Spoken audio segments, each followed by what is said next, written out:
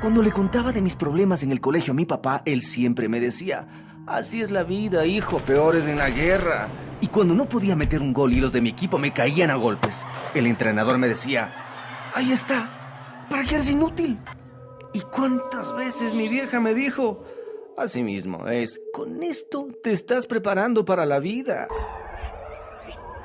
Ahora soy un maestro.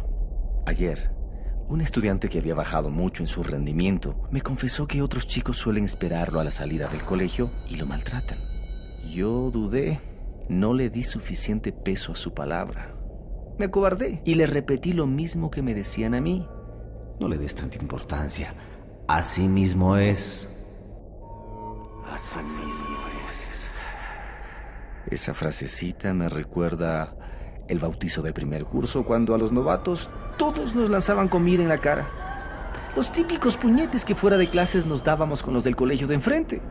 Así mismo es, decían los profesores. Así mismo es, decían los padres. ¿Por qué digo yo lo mismo 30 años después? Como si el tiempo no hubiera pasado, como si nada hubiera cambiado. ¡Basta! Yo sé que lo que me dijo Juan es verdad. Voy a buscarlo. Y voy a buscar a quienes lo agredieron. Al que pega y al que le golpean. Al que se burla y al que recibe los insultos. Tengo que intervenir. Si no lo hago yo, ¿quién? La intimidación entre compañeros puede ser el principio de una cadena de atropellos para sus estudiantes. Debemos combatir la violencia en las escuelas y colegios. Es hora de romper el silencio. En efecto, el lápiz y el papel no son los únicos instrumentos para aprender en un aula de clases. Eso lo comprendió Lolita en su primer día de docencia, cuando lo pusieron delante de un grupo de niños con discapacidad auditiva. Pensó en salir corriendo, pero asumió el reto y entendió con la ayuda de sus compañeros que esos niños la necesitaban. Desde entonces se ha dedicado a enseñar a estos seres especiales, quienes con lo aprendido se desenvuelven en esta sociedad. Sigamos con esta interesante historia.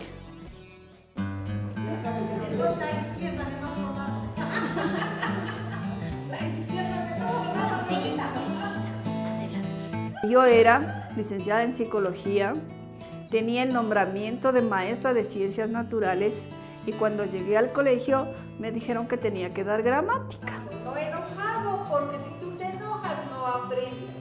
Luego de eso tuve la suerte de que me trasladaran acá. Se formaba el Colegio Nacional Espejo, porque antes era un colegio particular, pero ya era más o menos lo que yo había estudiado. Cuando regresó la señora directora que estaba en el Uruguay, reclamó su partida y dijo: no, la señorita no es profesora de psicología, sino es profesora de la sección especial del Colegio Espejo. La sección especial del Colegio Espejo era justamente donde los niños sordos estaban estudiando.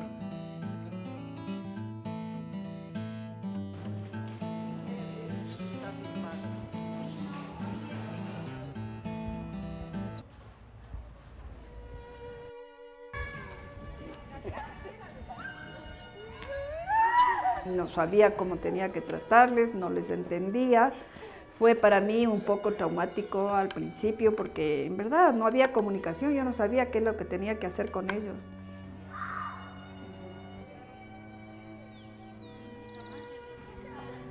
Hasta 2 horas fue en shock, fue para mí un shock. No sabía qué hacer, si salir, si correr, no sabía. Hasta que llegamos al recreo. Salí en el recreo y me encontré con los otros compañeros de la sección especial. Entonces todos me veían que estaba pálida, transparente, no sabía qué hacer. Y se rieron. Me dijeron: no te preocupes, nosotros te vamos a ayudar.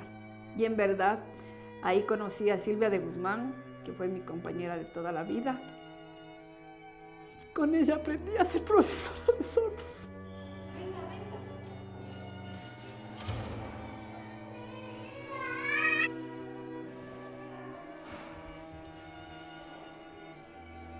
Y en verdad en la vida siempre hay personas que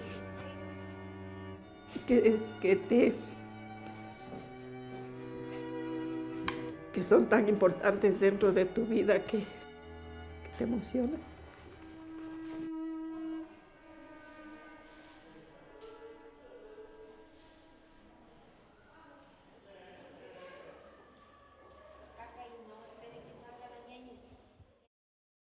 El problema nuestro, uno de nuestros problemas y una de las falencias que nosotros hemos puesto en el PI es justamente que hay muchos padres de familia que no colaboran mucho con nuestro trabajo.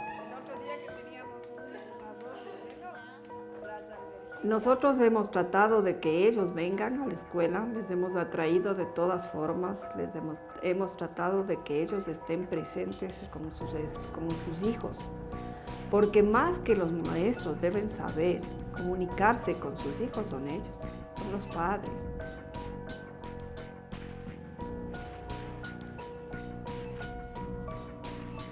Y como yo les digo, nosotros tenemos que enseñarles a ser padres de niños sordos, porque ser un padre de un niño sordo no es fácil.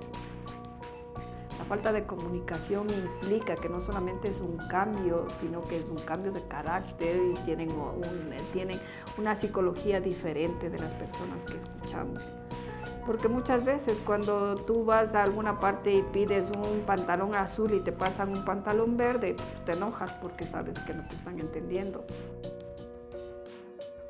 Es lo que les pasa a ellos. Muchas veces nos están solicitando alguna cosa nuestra y nosotros no le entendemos, entonces tienen el derecho de ponerse enojados. Mucho más con sus padres de familia si no les entienden. Entonces yo les digo, ¿de qué me sirve a mí enseñarles tantas cosas si ustedes no ponen en práctica? Me llamo Joel. Mi seña es así.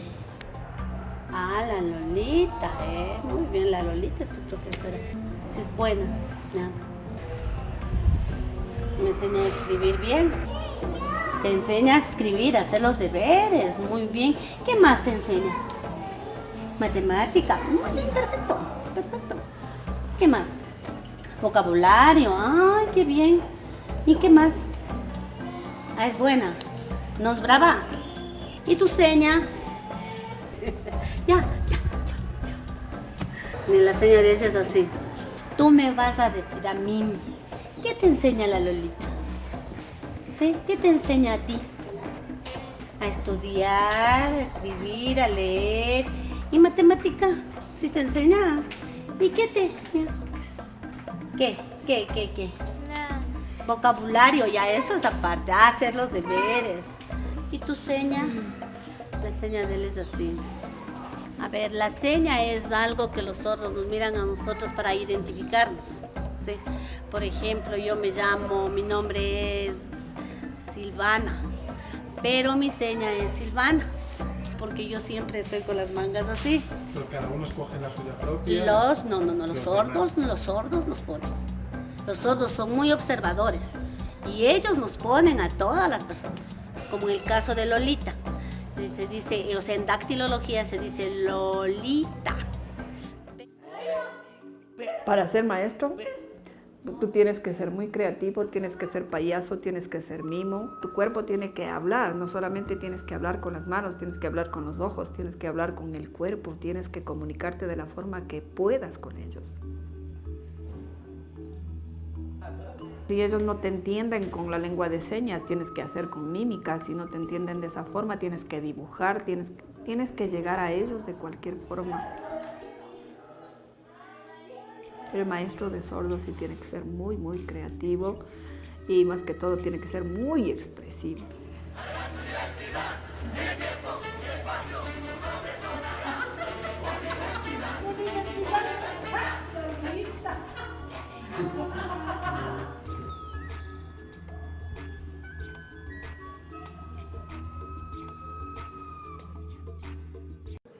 Lolita, quien agradece a su abuela por haberle inscrito en la universidad para ser profesional, a través de su metodología ha logrado compenetrarse con sus alumnos. Ella enseña a sus niños a tomar una actitud positiva frente a la vida por medio de varios lenguajes posibles con los que una persona con discapacidad auditiva puede comunicarse. En el siguiente bloque conoceremos a las personas que quieren, respetan y ayudan a Lolita en su trabajo diario y nos contarán la opinión acerca de su labor. Pero antes les contamos que el primer diccionario oficial ecuatoriano de lengua de señas ecuatoriana fue presentado el 15 de octubre de 2012, donde personajes como Simón Bolívar y Eloy Alfaro cuentan con su propia seña. Ya volvemos.